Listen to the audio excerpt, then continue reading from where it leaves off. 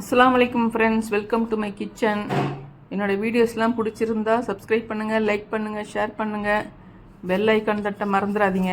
வாங்க ஈஸியான முறையில் சிக்கன் ரோஸ்ட் எப்படி செய்கிறதுன்னு சொல்லிட்டு சொல்லி காட்டுறோம்.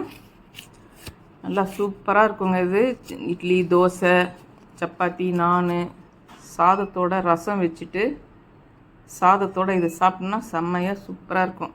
ஒரு ஹாஃப் சிக்கன் எடுத்திருக்கேன். அது கூட இஞ்சி பூண்டு பேஸ்ட் ஒரு 1/2 டீஸ்பூன் போட்டிருக்கேன். 1/2 லெமன் புளிஞ்சு போட்டிருக்கேன். இது கூட 1/2 டீஸ்பூன் மஞ்சள்தூள், 3/4 டீஸ்பூன் ரெட் சில்லி பவுடர், கொஞ்சம் சால்ட், இதுக்கு தேவையான அளவுக்கு மிக்ஸ் பண்ணி எடுத்து வச்சுருங்க. தனியாக மூடி வச்சிடணும். ஸோ நல்லா மிக்ஸ் பண்ணுங்க. இதிலே உப்பெல்லாம் நல்லா இருக்குது, போதும் இந்த அளவுக்கு.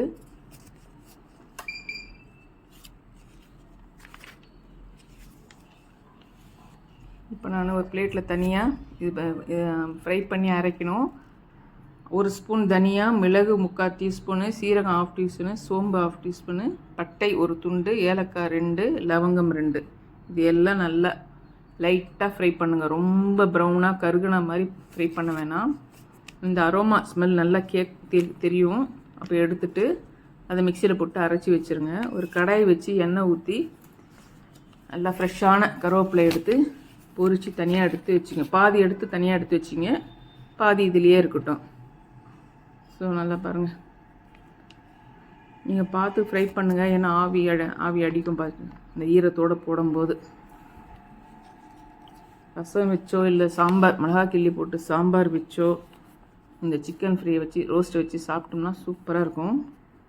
ஸோ எண்ணெயிலேயே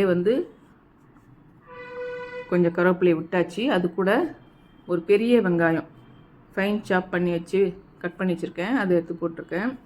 இது ஓரளவுக்கு வேகணும் நல்லா. அது கூட அதை விட சின்ன சைஸில் தக்காளி, என்கிட்ட சின்ன மீடியம் சைஸ்லாம் இல்லை, 2 தக்காளியை எடுத்து போட்டு சின்ன சைஸ் எடுத்து போட்டு நல்லா வதக்கியிருக்கேன். அரைச்சியும் போடலாம், கட் பண்ணியும் போடலாம். அது கூட ஒரு 1/2 டீஸ்பூன் இஞ்சி பூண்டு பேஸ்ட்டு போட்டிருக்கு. ஸோ நல்லா வெங்காயம் தக்காளி நல்லா வதங்கிடுச்சு. நம்ம மேரினேட் பண்ணி வச்சுருந்த சிக்கன் இதில் போட்டு நல்லா மிக்ஸ் பண்ணணும். எப்பவுமே இதில் தண்ணி, இந்த சிக்கனோட தண்ணி வத்துற அளவுக்கு ஃபஸ்ட்டு நம்ம வதக்கிடணும். அதுக்கு மேலே அது வத்துறதுக்கு முன்னாடி நம்ம எல்லாத்தையும் போட்டோம்னா அந்த ஸ்மெல்லு, சிக்கன் ஸ்மெல்லு ஒரு மாதிரி நல்லா இருக்காது சாப்பிடும்போது.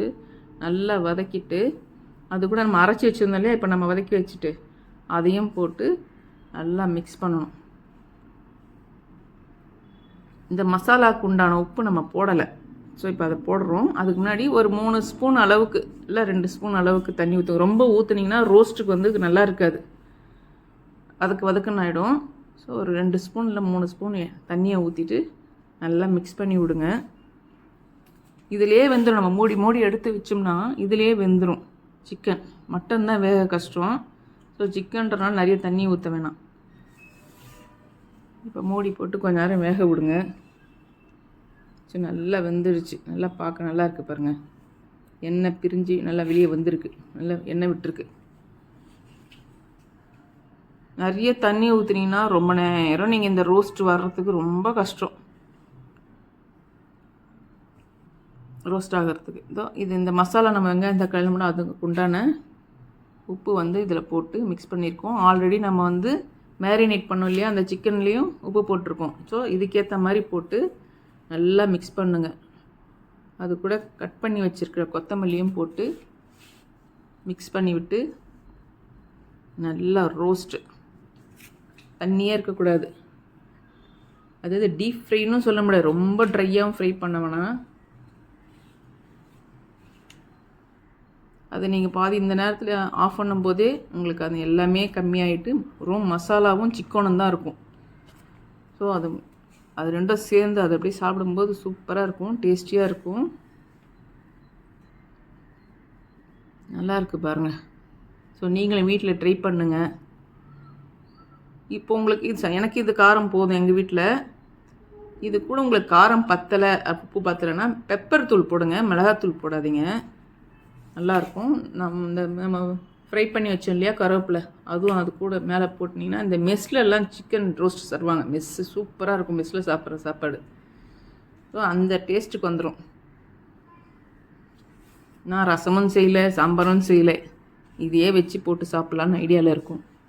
ஆனால் நீங்கள் அந்த மாதிரி செஞ்சீங்கன்னா, ஏன்னா வீட்டில் நிறைய பேர் இருந்தாங்கன்னா இதில் போட்டு சாப்பிட முடியாது. நீங்கள் ரசமோ சாம்பாரோ வச்சு சாப்பிடுங்க, சூப்பராக இருக்கும். ஒன்றும் ரொம்ப நேரம் ஆகாதுங்க, ஒரு 1/2 hour இல்லைனா 40 minutes. 40 minutesலாம் கூட அதிகம்தான். நம்ம எல்லாத்தையும் எடுத்து ரெடி பண்ணி எடுத்து வச்சுட்டு கிச்சனுக்கு போனோம்னா கரெக்டாக ஒரு 1/2 hour போதும். இது தண்ணிலாம் ஊற்றினா தான் ரொம்ப நேரம் வேகிறதுக்காக வெயிட் பண்ணி உட்காந்துருக்கோம். அந்த தண்ணி சுண்டுற அளவுக்கு வெயிட் பண்ணணும். ஸோ ரொம்ப ஈஸியான ரெசிபி சிக்கன் ரோஸ்ட்.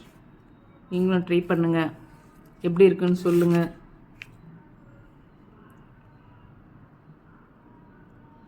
பார்க்கவே நல்லா இருக்குது சாப்பிட. ஸோ அவ்வளோதான் ஃப்ரெண்ட்ஸ், ஈஸியான ரெசிபி. தேங்க்யூ.